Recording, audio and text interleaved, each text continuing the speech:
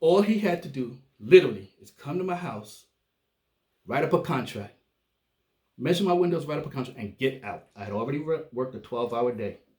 But instead, he wanted to teach me Windows 101.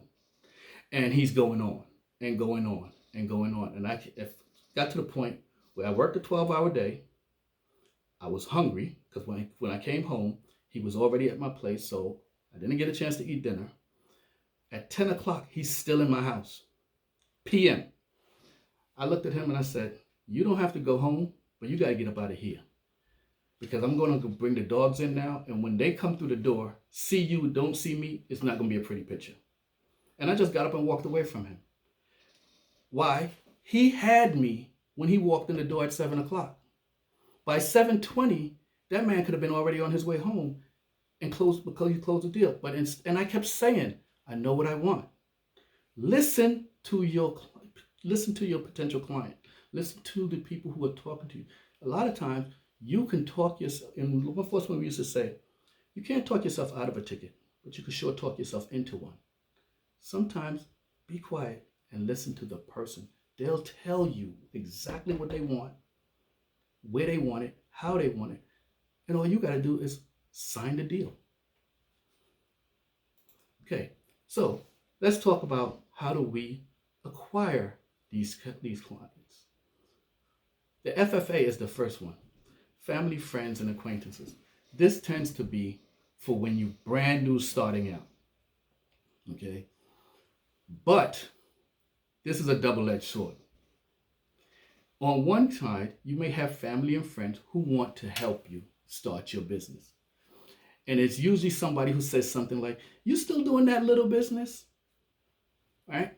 Okay, because you just start now. Or you have the flip side where this was an actual client of mine. She was a graphic artist. In my coaching program, she's a graphic artist. She was just starting out. She had 4 members of her family.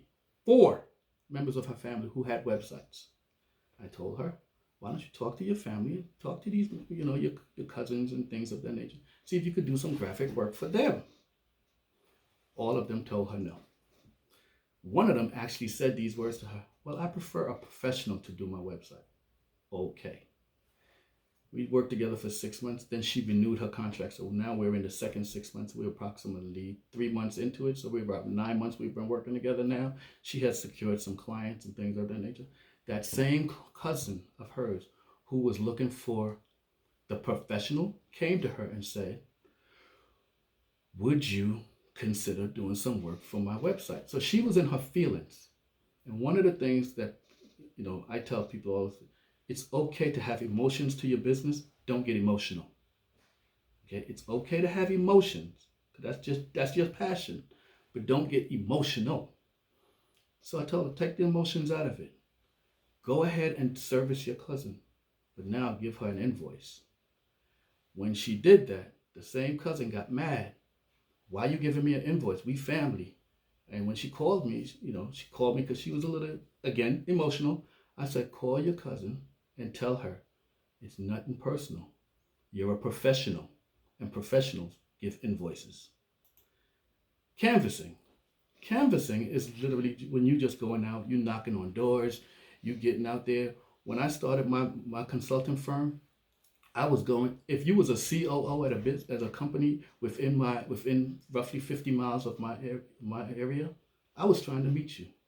I was literally going into offices and telling them, this is what I do. I had my capability statements in hand, giving them the capability statement. This is what I do. This is how I can save you money. I can take this off of you. We can do this work on 1099s. Now you don't, because you hire me, because at the point it was just me by myself. Because when you hire me, I could do this on a 1099. You're not paying for a full-time employee. You're not paying for medical benefits. Here's the graph. Here's how much money I can save you. I ran all of that stuff down. I did my homework. Okay. Then you have case studies. Case studies is basically the drug dealer mentality. I'll give you a little taste of what I do, get you hooked, and then I'll reel you in. Okay? Nothing wrong with that. Nothing wrong with that. But at a certain point in time, you should get to the point where giving out free is not an option anymore. So case study is okay when you're very first starting out. But you should get to your point in your time, in your mind, roughly 6 months into your business, where you start saying, free is not an option. Some people do it coming out of the gate. I'm not doing anything for free. I'm gonna work. You just gonna have to pay me for what I feel I'm worth up front.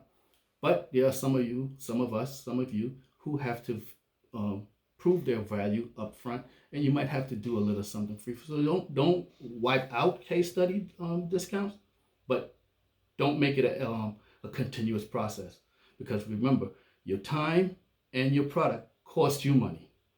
Okay, strategic alliances. That's when we can build relationships with other people and things of that nature. But be careful with strategic alliances and make sure you put things in writing. I had a client just 3 days ago I spoke to, and during his coaching session, that he formed an alliance with a friend of his.